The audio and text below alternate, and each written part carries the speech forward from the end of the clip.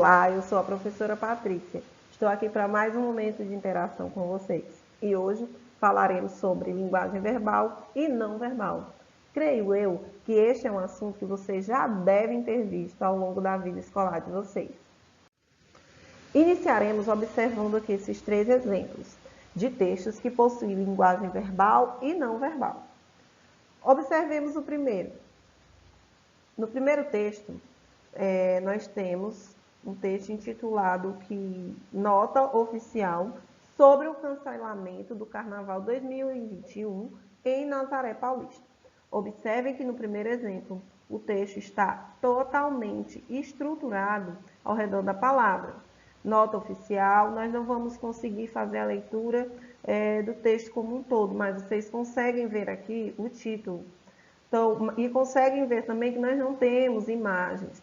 Então, ocorre que esse é um texto com linguagem verbal. E o que é um texto com linguagem verbal? É aquele texto que está estruturado na palavra, seja uma palavra escrita ou seja a palavra oralizada, tá?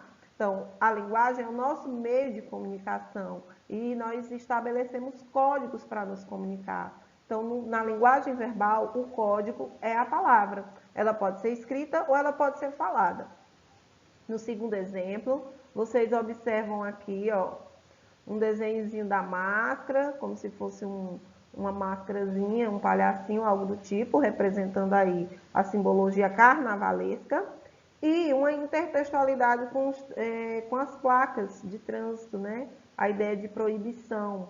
Observem que nesse exemplo aqui nós não temos palavras, nós não temos palavras escritas e nem oralizadas, tá? Então aqui nós dizemos que esse texto tem uma linguagem não verbal, é um texto não verbal. Mas você consegue entender uma mensagem nele? Consegue, né? Nós sabemos que este ano o carnaval foi cancelado praticamente no território nacional todo, não é assim? Então, mesmo não tendo palavras escritas ou faladas, nós conseguimos fazer uma leitura dessa imagem. É a proibição, o cancelamento dessa festa. Já no nosso terceiro exemplo, nós vamos ter a complementação do texto verbal e o texto não verbal, que é quando eles se unem e juntos conseguem transmitir uma determinada informação. Observem aqui, ó, que você tem nesse exemplo, nesse texto, palavras escritas, feriadão. Concorda com o cancelamento do ponto facultativo no carnaval?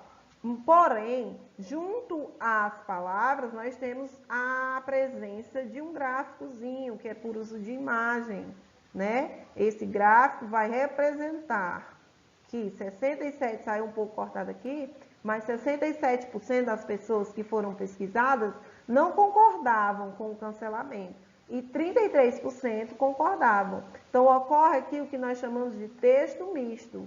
O texto misto nada mais é quando eu tenho a presença de texto verbal e não verbal, complementando a significação daquilo que está sendo transmitido. Então, aqui, ó, como é que se dá esse processo? A linguagem, ela é uma atividade humana, né? É uma atividade humana e ela é constituída por todo um código. Como assim? A linguagem ela é um sistema de signos simbólicos empregados na intercomunicação social. O que é que isso quer dizer? Para que a linguagem ocorra, eu preciso ter um conjunto de signos, ou seja, de expressões, de palavras, de desenhos, símbolos que tenham significância comumente compartilhada pelas pessoas que moram numa determinada sociedade. O que é que isso quer dizer? Para que haja essa linguagem, para que ela seja produtiva no sentido de se fazer entender, é necessário que as pessoas compartilhem do conhecimento desses signos. Se as pessoas não compartilharem do conhecimento desses signos, então nós não conseguiremos chegar ao propósito da linguagem, que é o quê? A comunicação, empregados na intercomunicação social. Ela é empregada na comunicação entre os membros que compõem essa sociedade. Acontece que a linguagem ela se manifesta de maneiras diversas. Ela não é uma forma isolada, estática, não. Ela se manifesta de diferentes formas. Por isso que nós temos basicamente dois grandes grupos de tipo de linguagem, que é a verbal e a não verbal. Tá? Então, se ela é estruturada na palavra, eu digo que eu tenho uma linguagem verbal. Lembrem sempre, essa palavra pode ser escrita ou oralizada, falada. Quando ela recorre a outros tipos de signos, de códigos previamente compreendidos, aí ela vai ser uma linguagem não verbal, que pode se dar por meio de gestos, de sons, de expressões faciais, desenhos, cores, tudo o que não é palavra, mas que é comumente compreendido como um signo para a comunicação, nós diremos que será uma linguagem não verbal, tá? E aí você pode dizer, nossa, mas os gestos vão ser linguagem, os sons vão ser linguagem? Sim, dependendo do contexto da situação, poderão sim ser linguagem não verbal e estabelecer comunicação, tá? Isso tudo ocorre para quê? Para que ocorram atos comunicativos eficientes. E o que são atos comunicativos eficientes? São atos em que as pessoas conseguem transmitir, receber a informação e compreendê-la. Então, isso é um ato comunicativo eficiente, quando há a transmissão da mensagem, quando essa mensagem é recebida e ela é compreendida, certo?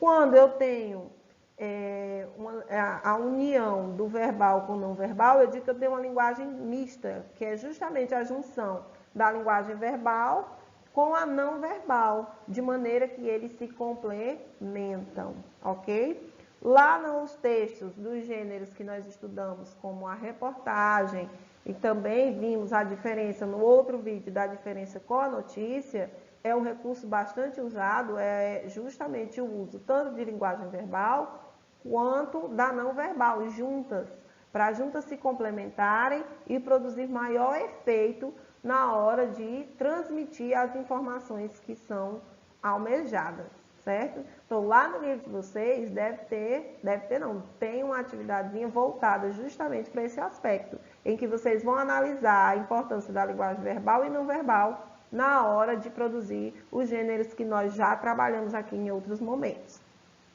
Então, aqui, para descontrair um pouco e ilustrar bem essa questão da linguagem não verbal, nós vamos ver aqui um videozinho lá do TikTok, que é a linguagem não verbal dos professores. Depois vocês coloquem bem aí nos comentários se vocês concordam, gente. Será que a gente faz estudando de linguagem não verbal? Eu acho que faz mais, hein?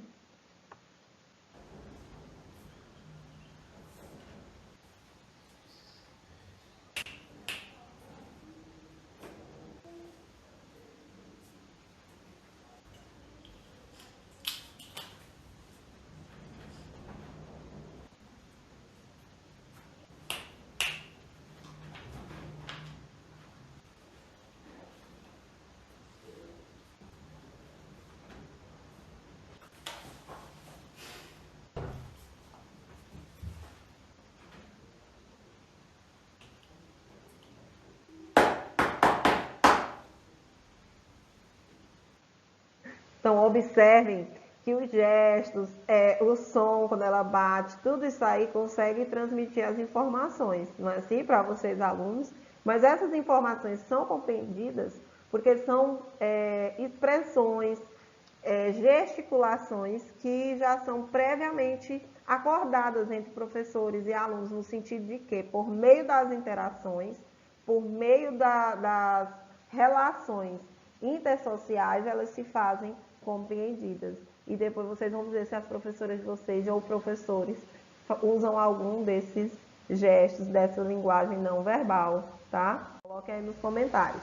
Então, ficamos por aqui. Não deixem de exercitar com as atividades que estão lá propostas no livro didático de vocês, né? Seguindo sempre o que for orientado pelo professor de sala, tá bom? Até breve, tchau!